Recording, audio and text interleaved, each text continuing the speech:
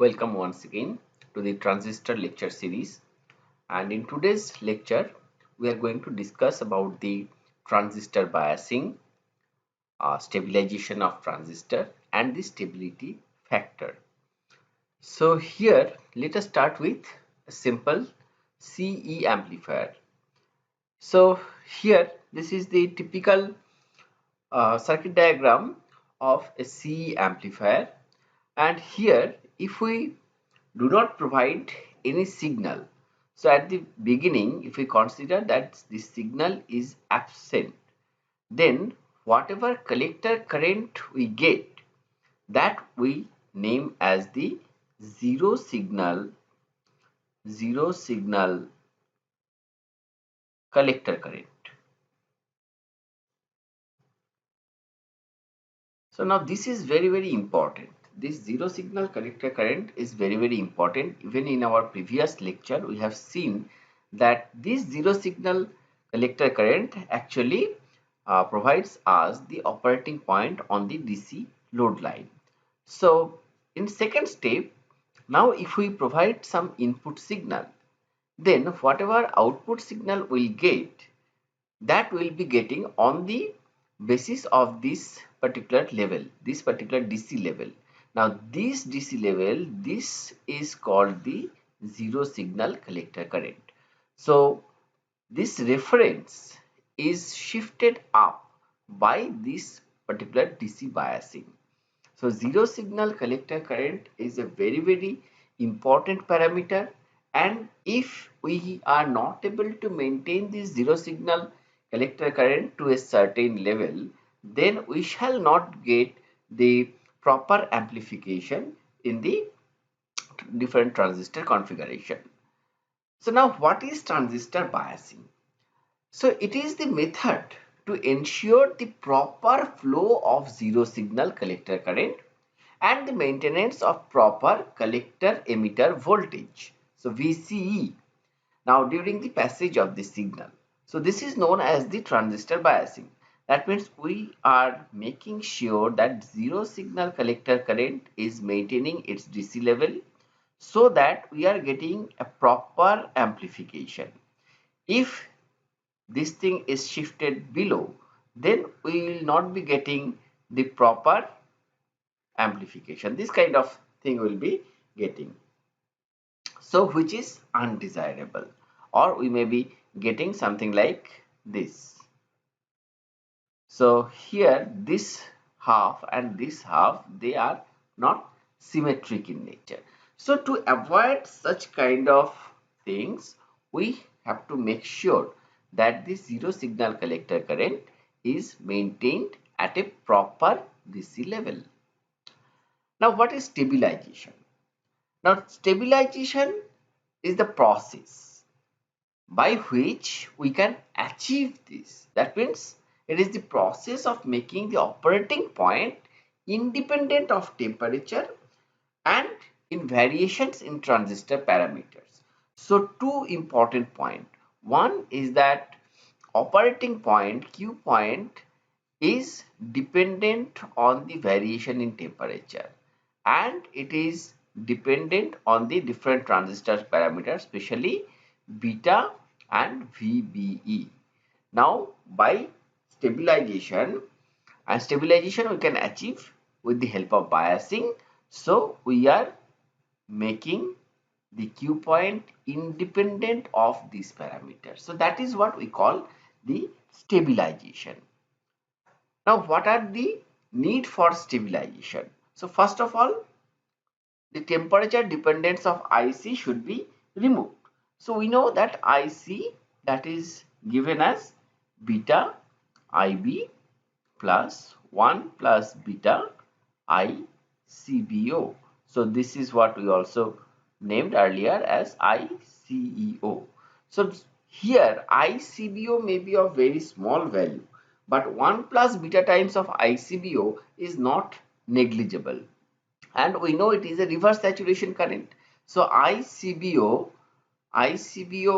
gets doubled. It gets doubled with every 10-degree rise in temperature. So now in your transistor circuit, due to power dissipation, heat is generated, and due to that, if temperature increases by 10 degree, then here we will be having an effect of 1 plus beta times. As a result of that, IC will keep on increasing. Now if IC is increasing, that means my operating point wherever we have fixed, that will not be fixed.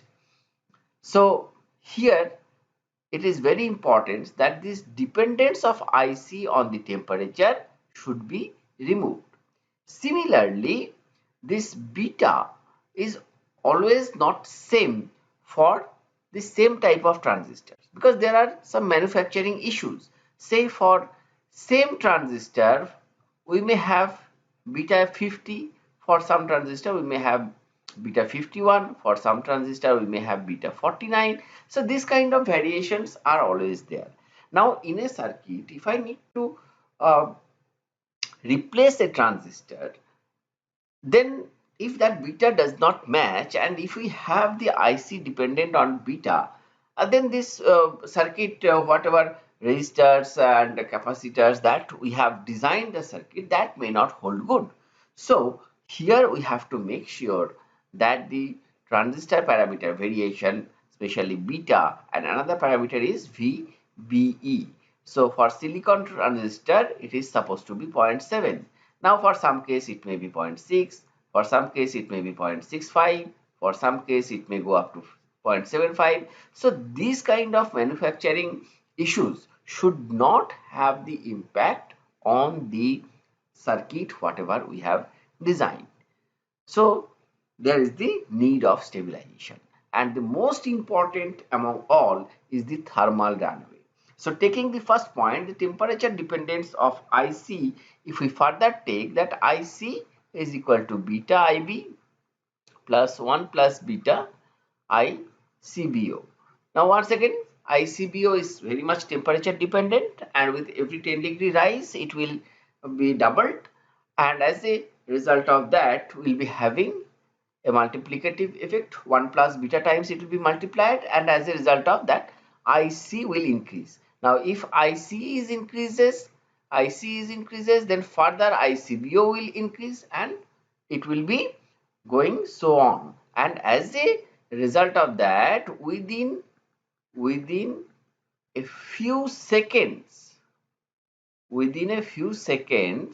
that temperature will rise so high, so much heat will be generated that there will be self destruction of the transistor, and my operating point will be shifting, and as a result of that, due to the heat and temperature, there will be self destruction of the transistor. So this particular scenario, we say that thermal runaway. So thermal runaway must be avoided, and for that also we need the stabilization. So you can pause the video and can define thermal runaway like self-destruction of an unstabilized transistor is known as thermal runaway. So this is a very important point. So now our objective is what? The faithful amplification. So faithful amplification looks like this. So whatever input we have given, I should get an amplified version of exact this signal. So this is our output signal. Input signal and output signal should be exactly same, only there will be 180 degree phase difference. Otherwise we'll be having the this kind of amplified version of the input signal, and each part of the input signal should be reproduced at the output. That is what is the objective of an amplifier. Now to achieve that, what are expected from the transistor biasing circuit? So it should ensure the zero signal collector current. So that assurance should be there from biasing circuit. then it should ensure that VCE should not fall should not fall below zero point 0.5 volt for germanium diode and 1 volt for silicon diode. So if it is falling below that, then the reverse bias at the collector emitter junction will be difficult to maintain. And it should ensure the stabilization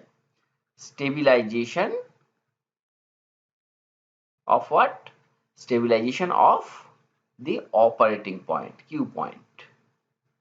So these are the three expectations from a proper biasing circuit. Now if we have a look into the stability factor is a figure of merit. That means whenever I am designing any circuit related to transistor or any amplifier circuit related to transistor, how do I mathematically say that this is a stable circuit or this is a stable biasing? So stability factor is a figure of merit for that, and mathematically it is represented as S is the stability factor. So stability factor is denoted as S, so which is defined as the change in the collector current with the change in the uh, reverse saturation current, that is ICBO. So ICBO here we are writing as ICO, considering beta and VBE are constant. So under these assumptions, change in the collector current to the change due to the change in the reverse saturation current, this ratio is said stability factor. Now if we consider that, and what is the ideal value for S? For S, the ideal value should be 1. So once again, if we consider that IC, which is given as beta IB plus 1 plus beta ICBO, and ICBO, same thing we can write as IC is equal to beta IB plus 1 plus beta ICO. So that B part is not written for just for simplicity. So ICO or ICBO both are same. But do not confuse with that. ICO is not representing ICEO. It is very much ICBO. So now if I differentiate this equation, differentiate with respect to IC.